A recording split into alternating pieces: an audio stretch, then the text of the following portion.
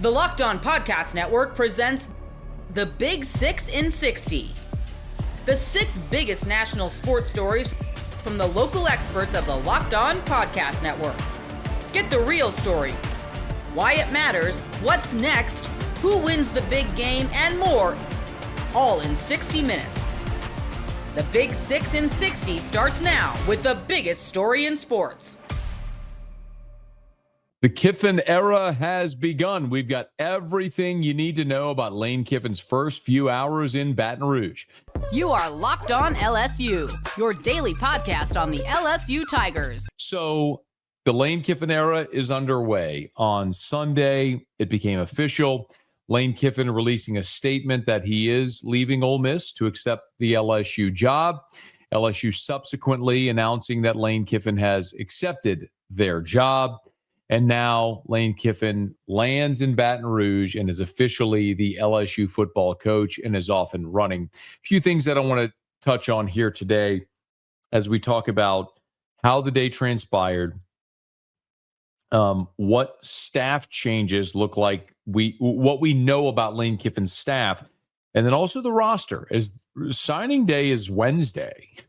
So it was an eventful day on Sunday that I want to touch on as well. So we'll get to all that here over today's episode. Thank you for hanging out with us. So let's kind of go through the chronology of the day on Sunday. So we all went to bed in the early morning hours of Sunday, late Saturday night into Sunday morning, with the understanding that Ole Miss was going to have a 9 a.m. meeting.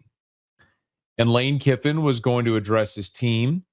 And then after that 9 a.m. meeting, he was going to board a plane to Baton Rouge, at which point he would then be introduced as the LSU coach officially, and then there'd be a press conference on Monday. Well, then we all went to bed weary and sleepy-eyed and woke up Sunday at whatever time we did to realize that 9 a.m. meeting had actually been delayed and pushed back until the afternoon. Now, the initial word that we had where the planes were going to leave Baton Rouge at 11:30 to fly to Oxford. All that got delayed. Everything got pushed back. That team meeting was moved to 1 o'clock. The planes departed Baton Rouge later than anticipated. And I'm trying to get the exact times that they depart. I have all my notes right here anyway. The planes ended up departing Baton Rouge later and landing in Oxford. It was about 1:30. They landed in Oxford at 1:25 is when they departed Baton Rouge. Landed in Oxford at 2:10. They collected Kiffin, his wife Layla, their son Knox, and then several other staff members that we'll discuss here in a little bit. Flew to Baton Rouge to much fanfare and went straight to LSU football operations, which we'll talk about here in a second, how Lane's day went. But Lane was asked actually at the Oxford airport. Marty Smith of ESPN did an incredible job catching up with Lane and covering this entire thing, and spoke to Lane before he got on the plane to Baton Rouge and asked him point blank why he didn't attend the meeting. This is what Lane Kiffin said. Again, I totally respect Keith's decision. So that was his decision? Yeah. He asked me not to come to the meeting and said I couldn't come, but which I totally understand. I don't know that I necessarily agree with that. We're trying to find a way, to make this work and coach the team and give the team the best chance to win. But I also, he's got a job to do, and like he said, he has to live here.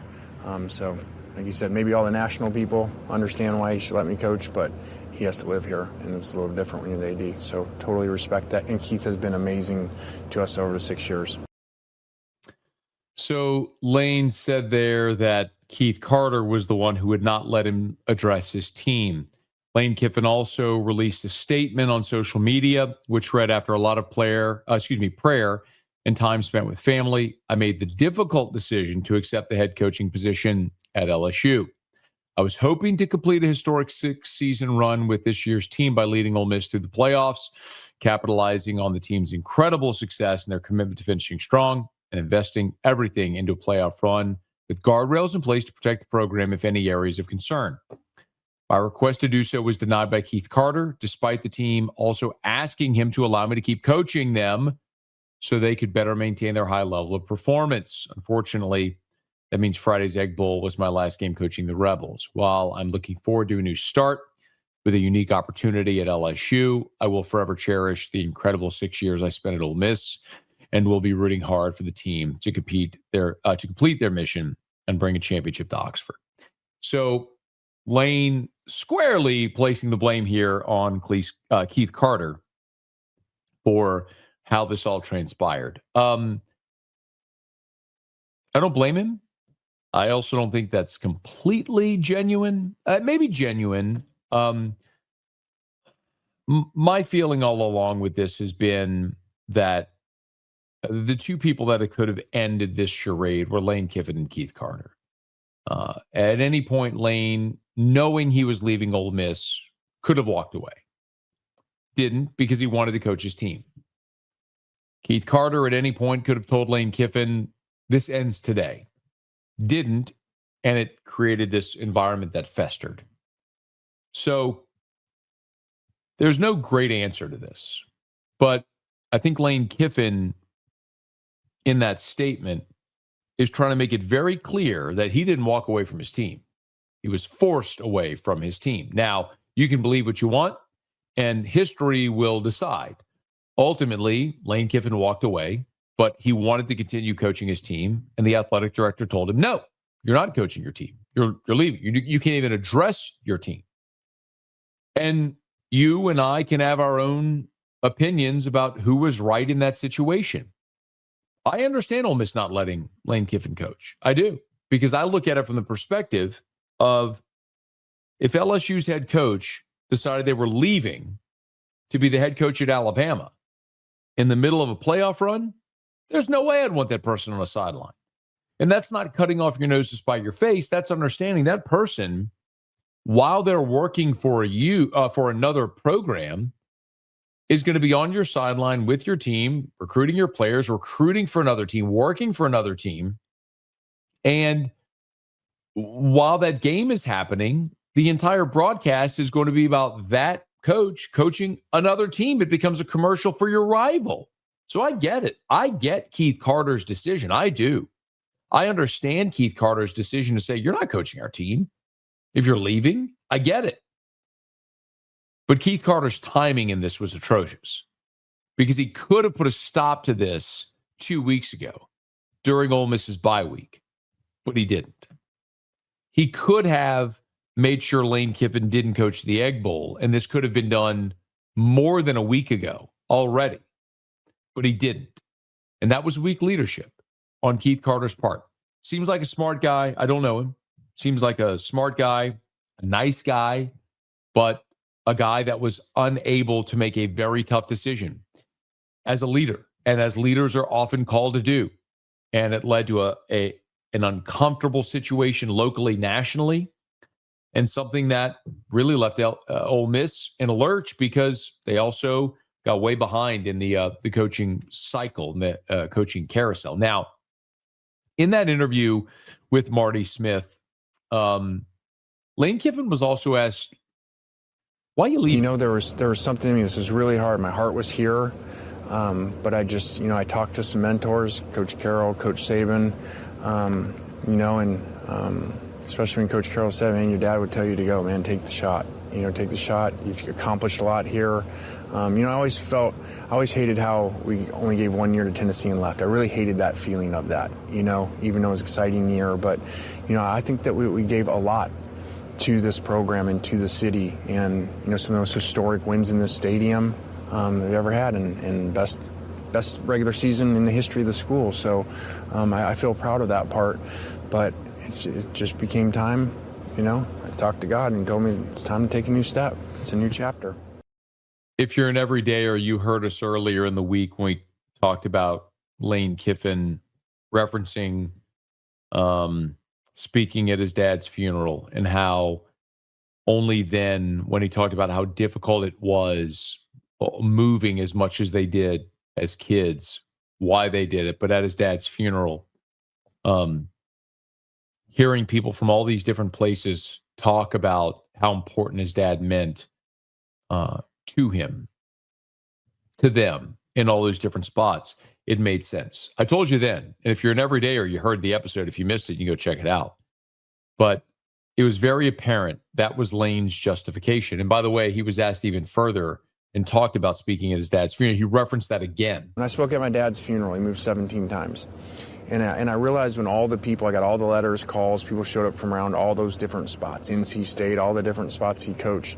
And they said he was able to impact them and how much that meant to them. And so I've really strived since that day to really try to impact people and help people through life, through my journey. So just prayed a lot and made a family decision and, hopefully get a chance to go, impact a whole new set of people. From an LSU perspective, you'd love to hear Lane Kiffin elated about joining LSU and the opportunity. That's not what you got there. But I think that just speaks to how difficult a decision this was, because I do believe Lane Kiffin is sincere and genuine in his love, affection, for admiration for Oxford, for Ole Miss. But professionally, he has goals. His goals are to win national championships. And I don't think he feels like he can do that at Ole Miss. And you're going to say, but they're in the playoff. And that's true. But I think you can also genuinely look at this team and say, it's a very good team. This team isn't going to win a national championship. And certainly you're not capable of competing for and winning multiple national championships over many years and sustaining that, which is ultimately why Lane Kiffin today is in Baton Rouge. NFL Sundays move fast, one big play, and suddenly everything feels different. That's what makes live betting with FanDuel so exciting. You're not just watching the game, you're reacting to it in real time. With FanDuel, you can place bets on the action as it unfolds. Every drive, every momentum swing, every highlighted moment.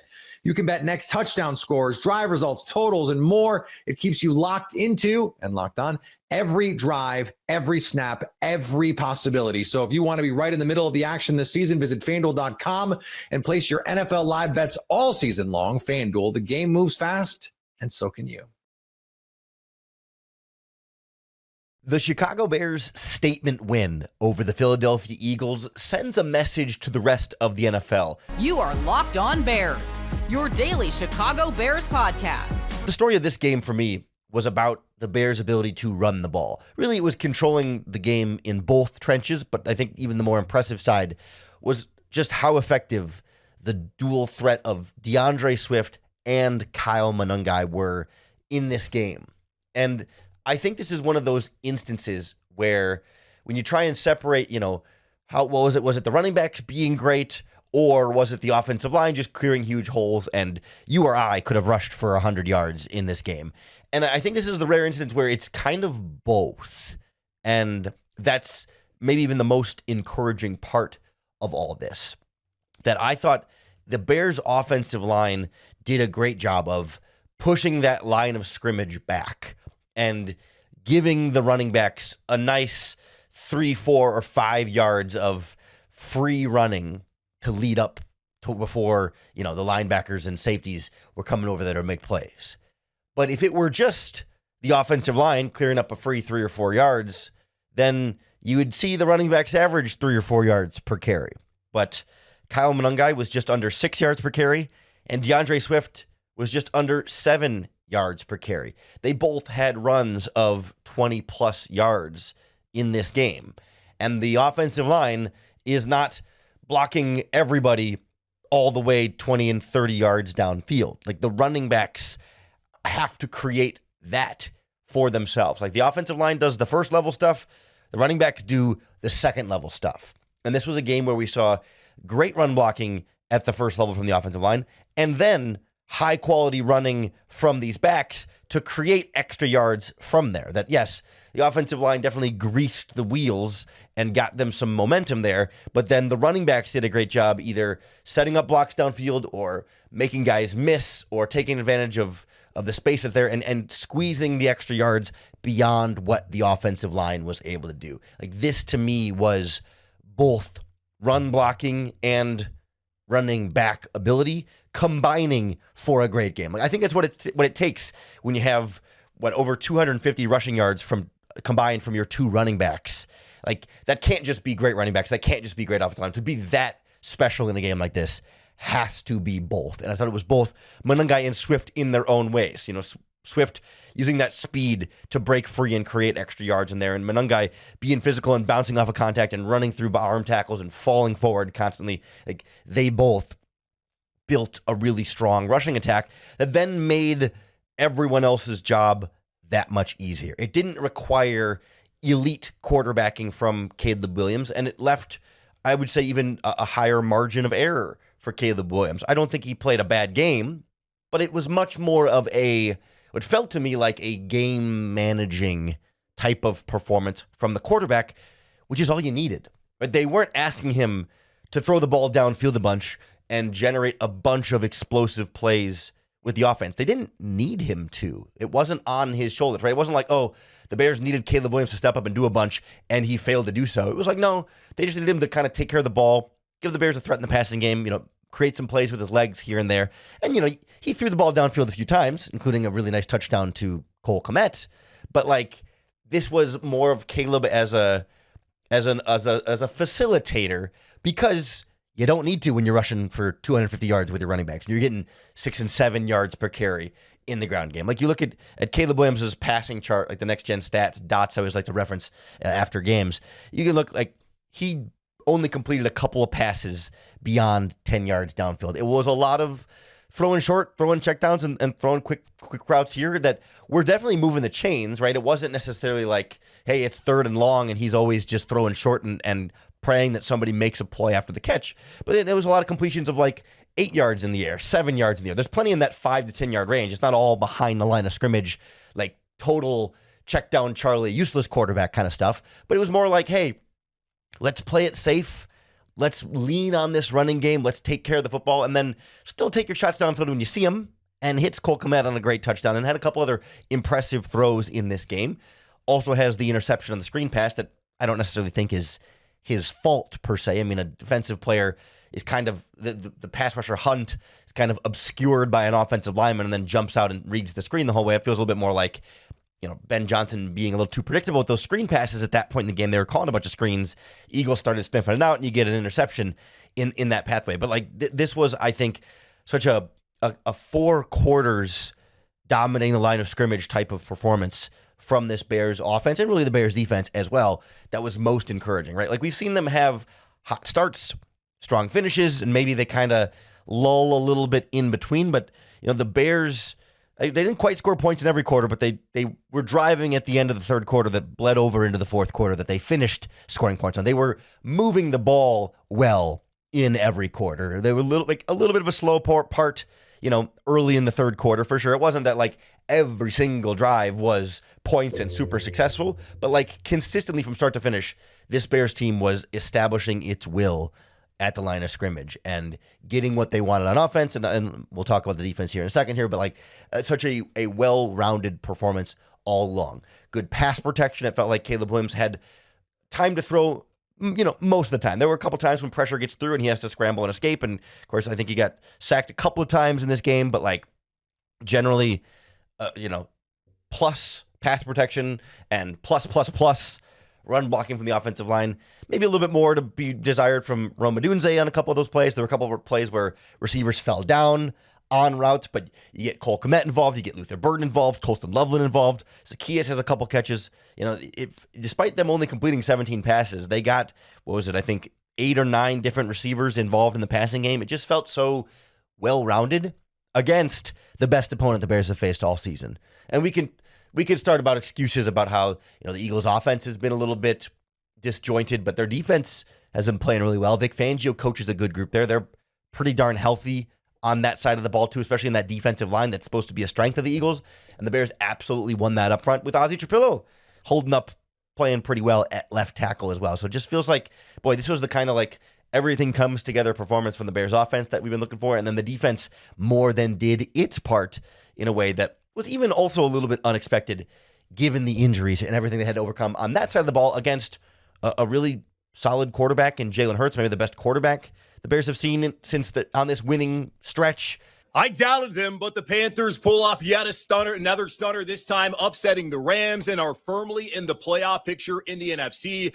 You are Locked On Panthers, your daily Carolina Panthers podcast. The Carolina Panthers 31, the Los Angeles Rams 28. Yet another Sunday where the Panthers have shocked the NFL world and made a fool out of your boy, because I, as you know, all week long and really all season long, have counted the Panthers out in this Week 13 matchup. I have been very upfront about how I feel about that Los Angeles Rams team and what I believe that they're going to achieve, even with this loss today this season in the NFL. I did not think this was ever a game that Panthers fans or the Panthers, I mean, obviously they have to believe, but I didn't think this was a game that really anyone outside of these walls in Bank of America Stadium should have truly believed they had a chance to win. I understand that they beat the Packers.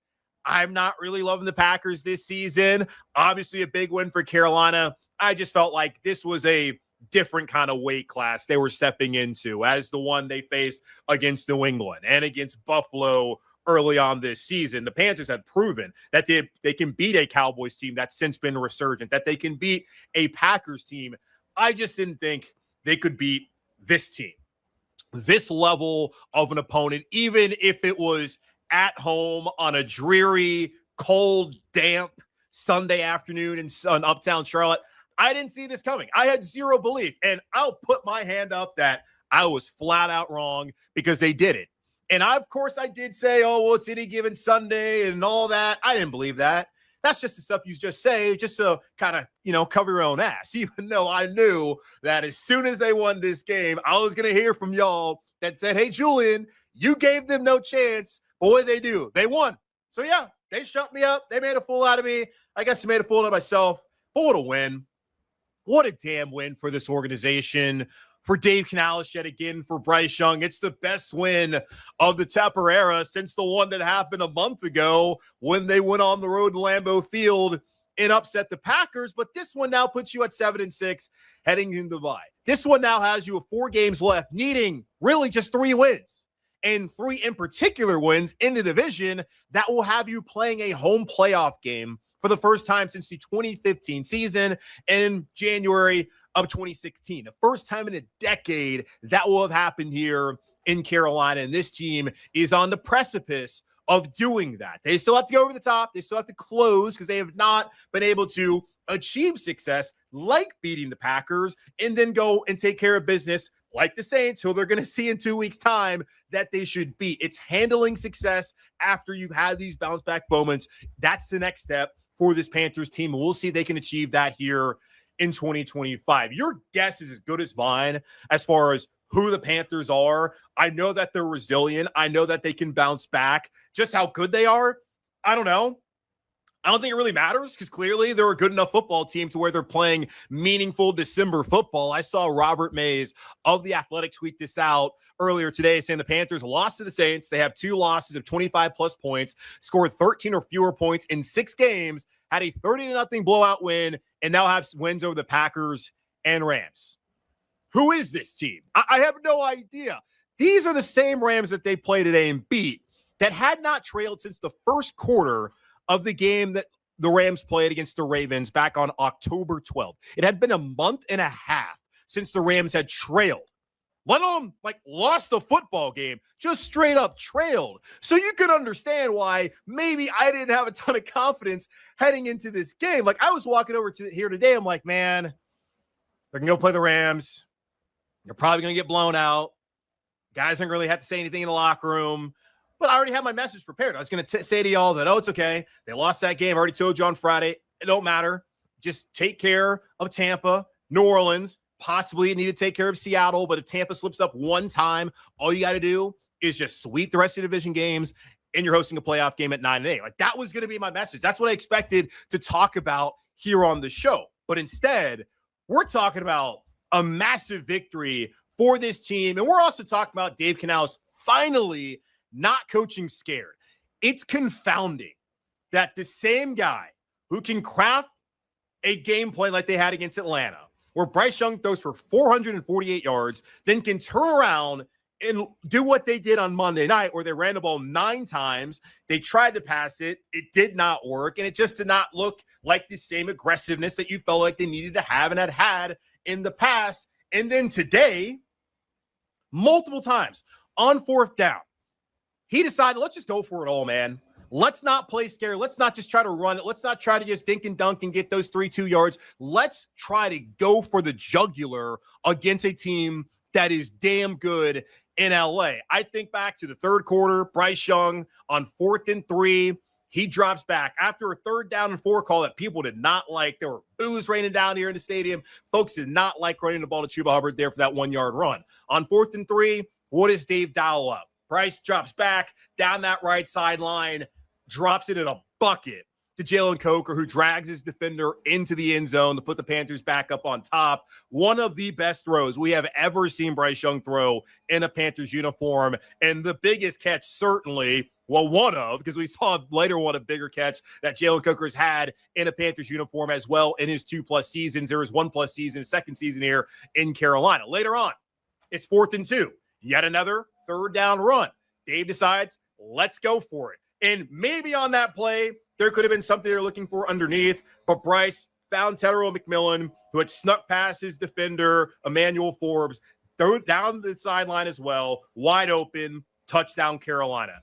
How often have we seen this year on those 4th down calls, they're just looking to be sneaky, get something, and only get about 3, 4, 5 yards. That's all they need. How often have we seen them take shots down the field on a 1st down, on a 2nd down, let alone on a 4th and 2 and a 4th and 3? I give Dave a lot of credit. And he said that those 3rd down runs that people may not have liked actually set them up to be aggressive in those moments. He also said who you play matters. And knowing that it's the Rams, they're 9-2, they have not trailed in a month and a half, we got to be aggressive.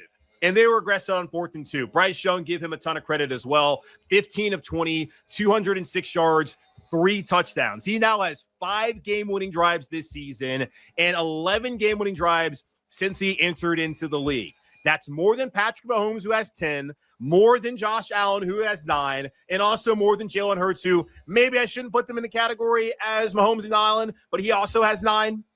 That's what Bryce has been able to do. So when you needed him to be clutch, for the lack of a better word, if there's a better word at all, he's gone out there and made the throws. And damn it, did he make those throws today when it comes to the McMillan throw, the Coker throw for the touchdown, finding Coker at the end of the game over the middle for that 1st down to salt the game away right as the 2-minute warning was going on the clock.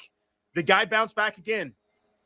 I don't have any answers. When you ask me after Atlanta whether he should get the 5th-year option, I don't know. Let's wait for the season to end. When you ask me after San Francisco whether you should get the 5th-year option, I don't know. Let's wait for the season to end. My answer after today, still, I don't know. Let's see how these next 4 games go. Because if Bryce is a catalyst to them going to the playoffs, kind of a simple decision. If Bryce is the reason they don't make the playoffs, maybe an easy decision as well.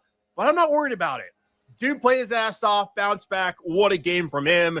And in Cokeheads, where you at? Your boy went out there, had a huge day, 4 receptions, 74 yards, that touchdown on that 4th and 3. That was a dime from Bryce Young. Dave Canales said after the game, it was nice to get Jalen 4 receptions, but we got to get him the ball more. Yeah, you sure do. If he's going to make the kind of plays that he made today on 3rd downs, on 4th downs, on you get this, the game is over. Great day for Jalen Coker.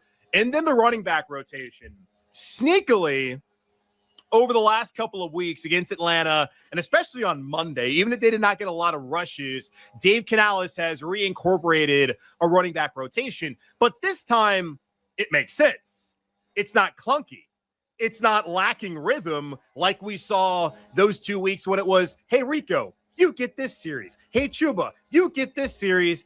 It didn't make any sense. It wasn't, all right, you're tired, let me put you in. Okay, it's 3rd down, let me put you in this package. It wasn't, oh, let's put both of you guys out there on a 4th down and then throw the ball down the field. Like, he wasn't doing that, but he did that today. And we have constantly asked Rico Dowdle, Chuba Hubbard, Dave Canales how they feel about it. And Rico constantly said, it will make both of us better, for both of us to be out there, that they wanted to hopefully get to a point where both Rico and Chuba could have the day that they had today, and it finally happened. And Dave admitted after Monday that he did not do a good job getting these guys the ball. 9 total carries for 54 yards at 6 yards per carry on Monday night. On the opening drive of the game, Chuba Hubbard had 50 yards of the 69 yards Carolina had on an opening touchdown drive. 6 rushing attempts for the running backs on that opening drive after only having 9 on Monday. And then looking at their numbers, Chuba, 17 attempts, 83 yards, 4.9 yards per attempt, 2 receptions,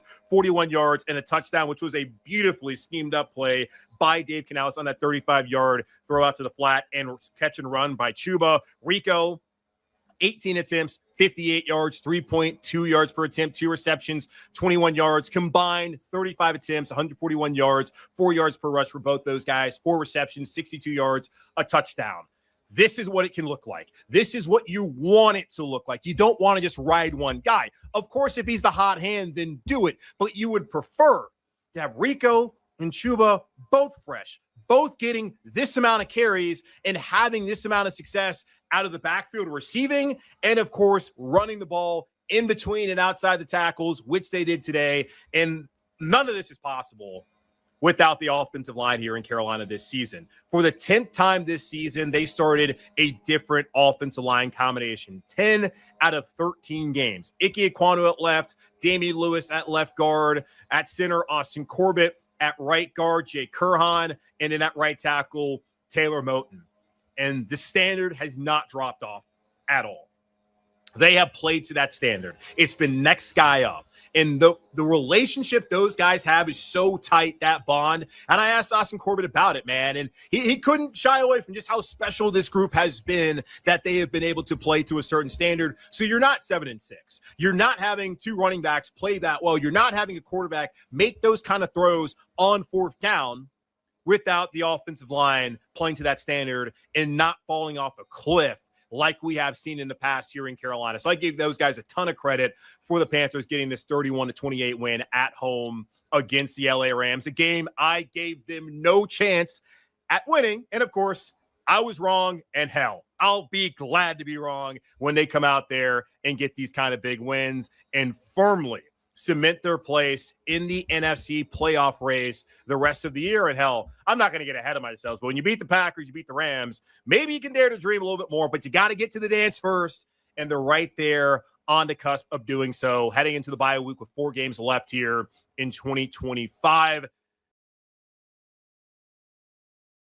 NFL Sundays move fast, one big play, and suddenly everything feels different. That's what makes live betting with FanDuel so exciting. You're not just watching the game, you're reacting to it in real time. With FanDuel, you can place bets on the action as it unfolds. Every drive, every momentum swing, every highlighted moment. You can bet next touchdown scores, drive results, totals, and more. It keeps you locked into and locked on every drive, every snap, every possibility. So if you want to be right in the middle of the action this season, visit FanDuel.com and place your NFL live bets all season long. FanDuel, the game moves fast, and so can you. Houston continues their win streak with the return of C.J. Stroud. You are Locked On Texans, your daily podcast on the Houston Texans. In the return of C.J. Stroud, Stroud goes out there and he has himself a decent day. First snap since taking on Denver a few weeks back. C.J. Stroud goes out there and has nearly 300 passing yards, no touchdowns, 1 interception, did get sacked twice. Both of those sacks, I think, from the eye test, and when we go back and rewatch the game, we can attribute at least one of those sacks on C.J. Stroud. One of them, I think that was Ed Ingram, just got beat by Grover Stewart there. So still a very good offensive line performance. Woody Marks, 19 carries, 64 yards, 3.4 yards per carry. Not sexy at all, but he did have a couple of good runs late in the game to help Houston secure the win. Nick Chubb, 9 carries, for 34 yards, 3.8 yards per catch. And he had a score on the ground. Nico Collins had a score on the ground. Nico almost had 100 yards, 98 yards on 5 catches, 10 targets. He had a good day. And for Jaden Higgins, his best yards, in a game this year, 65. But it wasn't an ugly win for the Houston Texans. They were, I guess, respectable on third downs today. 6 of 13, 0-2 on fourth down for the Houston Texans.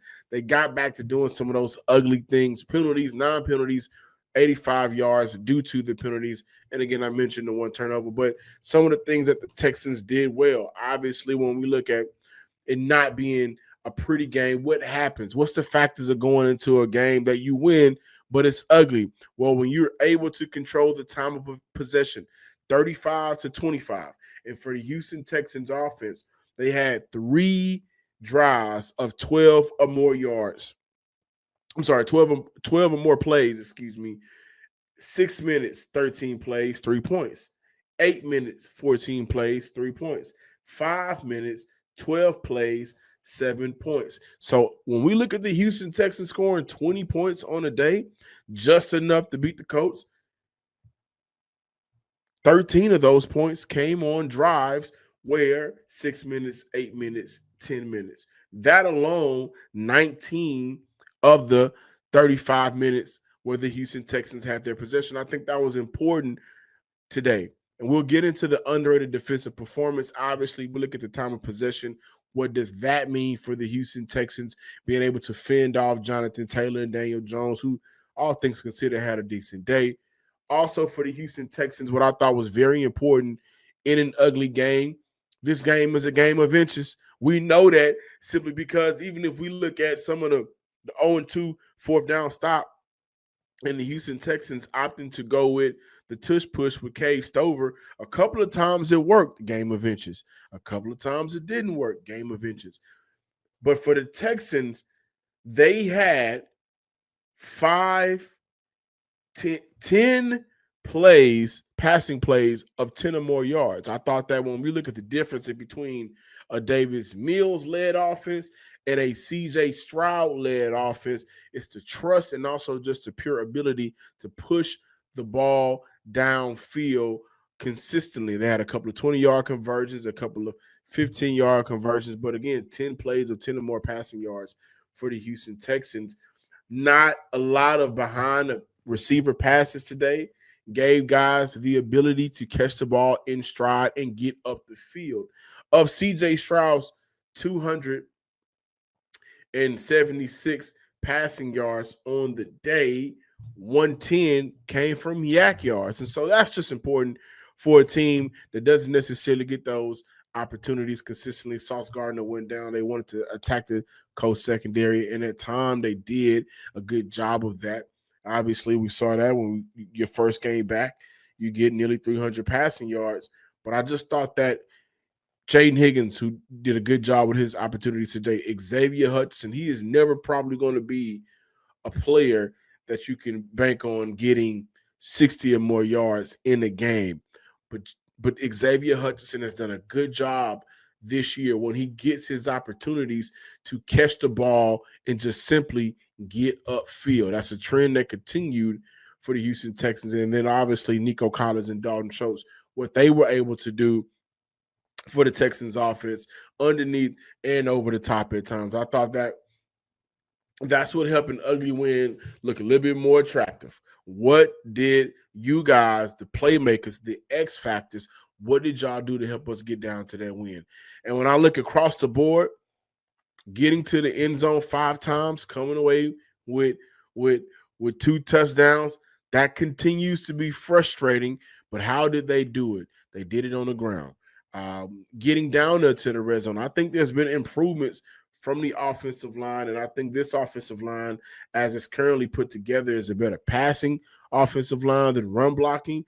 But between 25 and 25 for the Houston Texans, offensively, they are able to move the ball. It's once they get inside the 20 and that field shrinks, it becomes chaos and it becomes confusion consistently throughout the year. So they was able to punch it in twice, just enough to beat the Indianapolis Colts. What I had a major issue with in terms of this win not being pretty and this win being ugly, and I'm not here to nitpick, but that 2-minute drill going into halftime where the Houston Texans come away with no points, 2 minutes, 2 timeouts, and I thought that they did a poor job of executing in terms of urgency. There was a lack of urgency and playing against the clock. Now, if you want to limit the Colts to having the ball back, I understand that.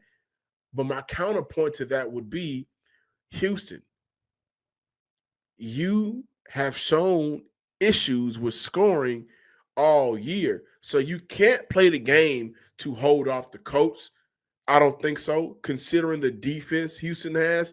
The Texans offense, from Nick Caley on down to whoever else is a part of that offensive coaching staff, they got to play the game to help themselves out. And I thought in that 2-minute drill, they failed to do that. I thought that when they got down there and they the cased over tush push on that 4th down, really on the 3rd down as well, but to that point, it had worked. So on the 3rd down, I can justify it. When they got to that 4th down, tush push with cased over, I thought to myself, take a moment and put the ball back in your best player's hand to that point.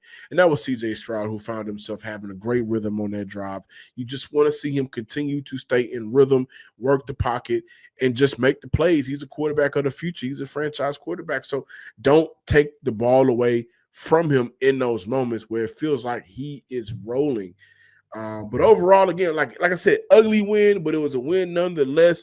There's plenty of things that we can probably nitpick. One thing that, again, when we talk about this Houston Texans team, winner of their last 4, what has happened? The defense has taken away what that team, the opposing offense, has done well.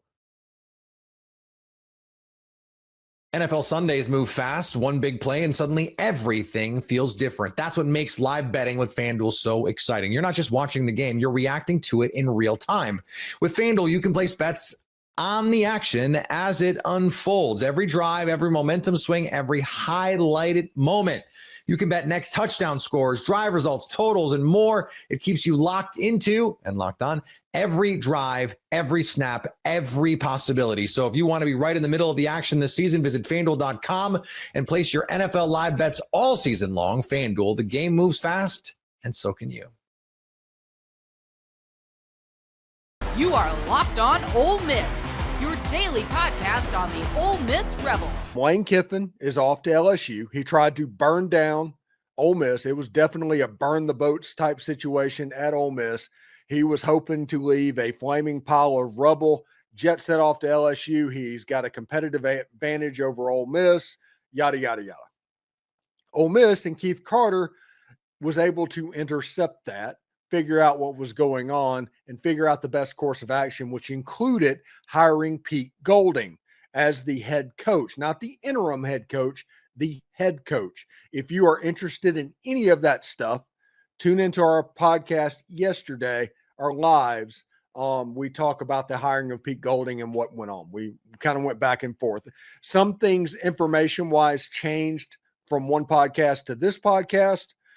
So we're going to talk about the play caller in this offensive podcast. When we did our last show, we thought Charlie Weiss was going to hang around, obviously. Since then, there was obviously a second renegotiation of what went on, and they're going to get some more money. So Charlie Weiss got on the plane and headed down to Baton Rouge. Good for him, yada, yada, yada. Go away. It's going to be fine. So who is going to be the playoff play caller for Ole Miss, and who will be the play caller moving forward, and a couple of names that you need to know down the road for people that Pete Golding might hire, because there are assistant coach hirings that will come.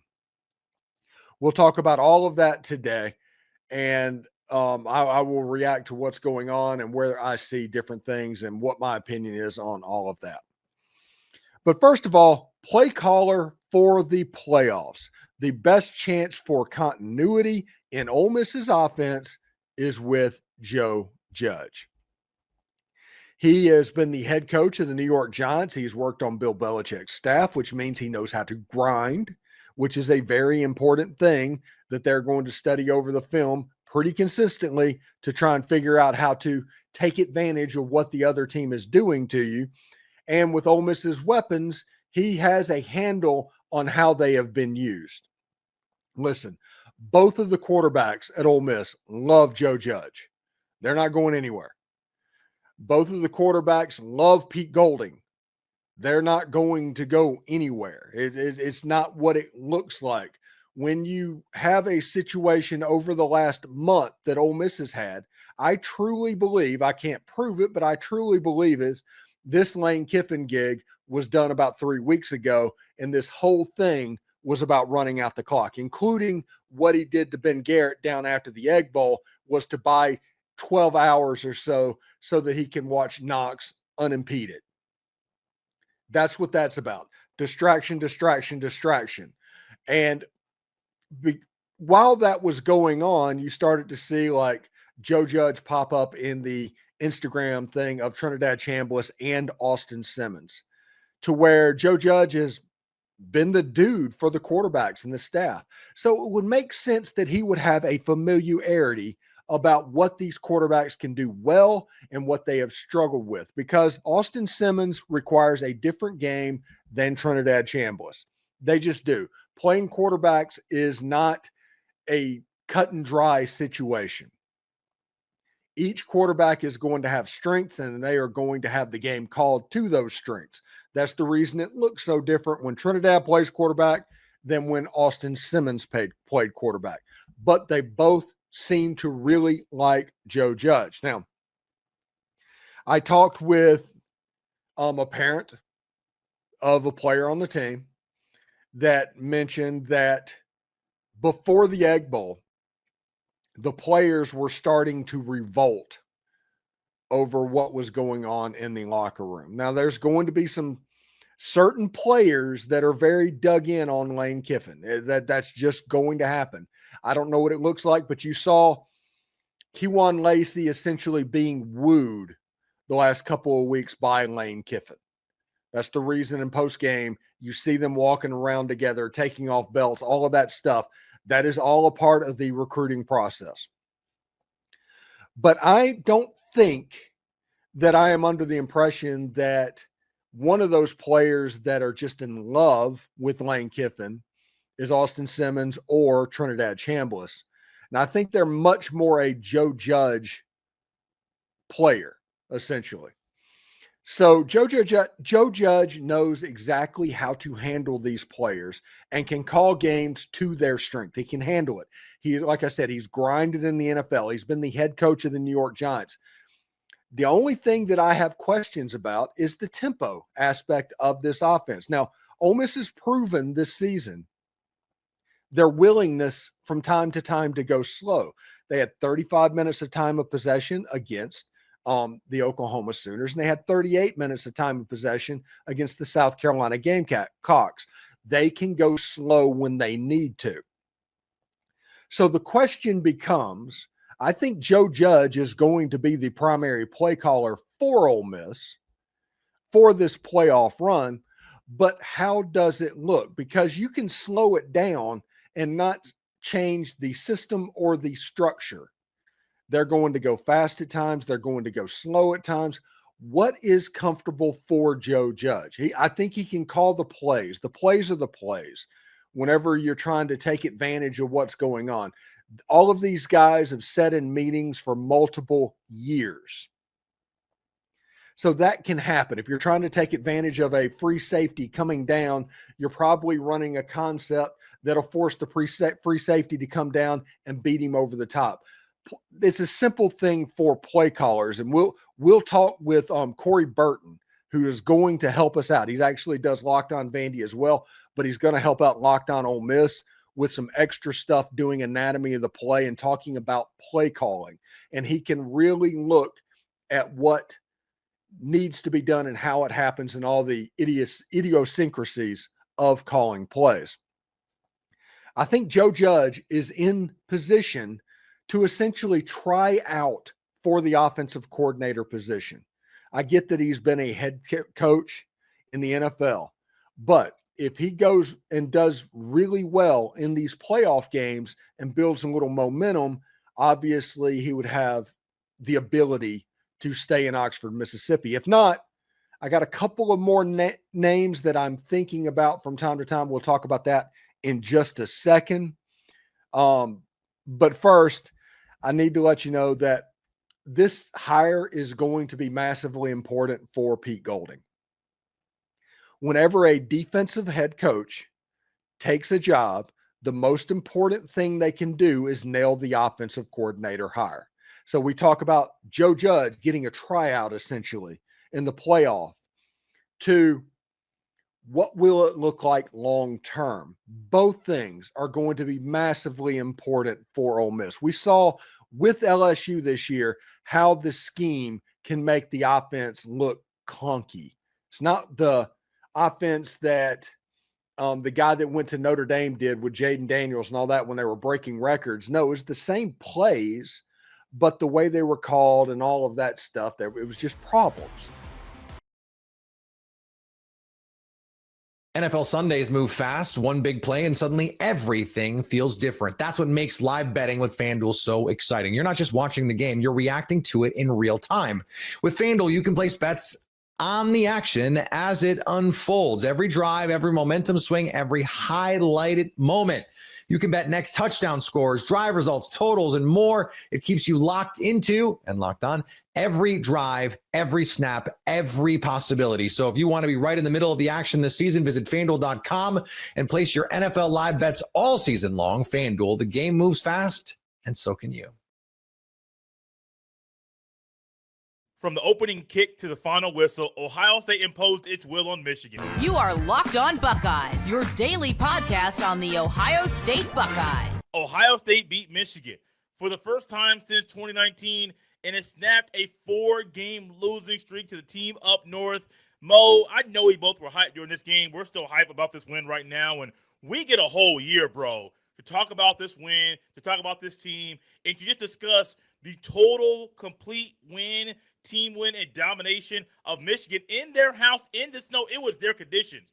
If there was a weather forecast that Michigan fans would have wanted, 30 degrees, snowy, a little bit wet on the field, the ball's getting wet, they got what they wanted, and Ohio State still won.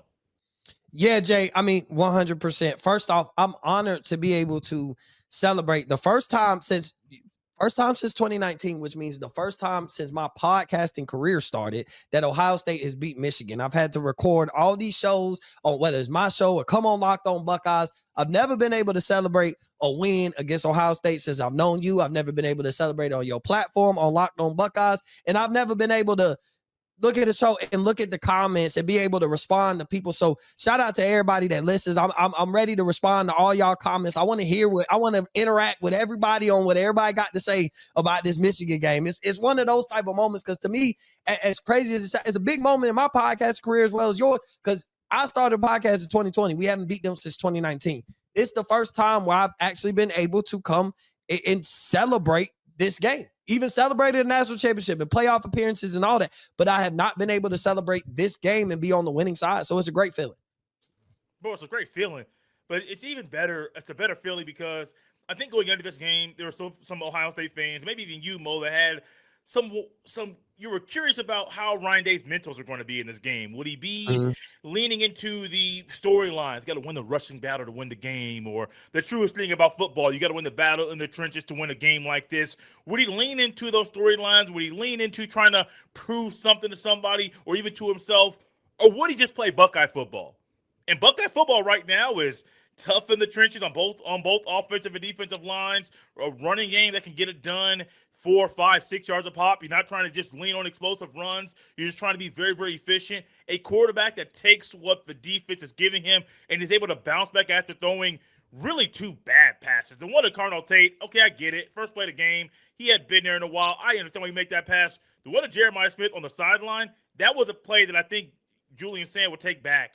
But he bounced back in a big way. That's one of the most impressive things to me in this game was the way that Julian Sand bounced back after the first 2 throws of the game to be the quarterback Ohio State needed. Not a guy to throw for 400 yards. He took what the defense gave him, threw a big pass to Will Kazmarek over the middle in the latter part of the second quarter. He threw 3 touchdown passes to his three receivers, and he just leaned into Ryan Day's motto all season. Just win. We ain't got to blow him out by 50 points. Just find a way to win, and that's exactly what Julian Sand did.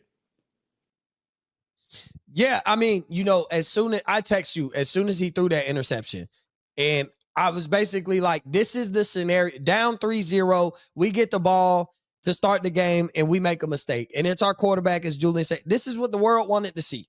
They wanted to see what it's like when Ohio State gets punched in the mouth. How do they respond? When they make a mistake early in the game and they kind of basically put the ball in another team's court, how are they going to respond? And so being down 3-0, Julian saying throws the interception. I'm telling you, you can't make this up. Here we go.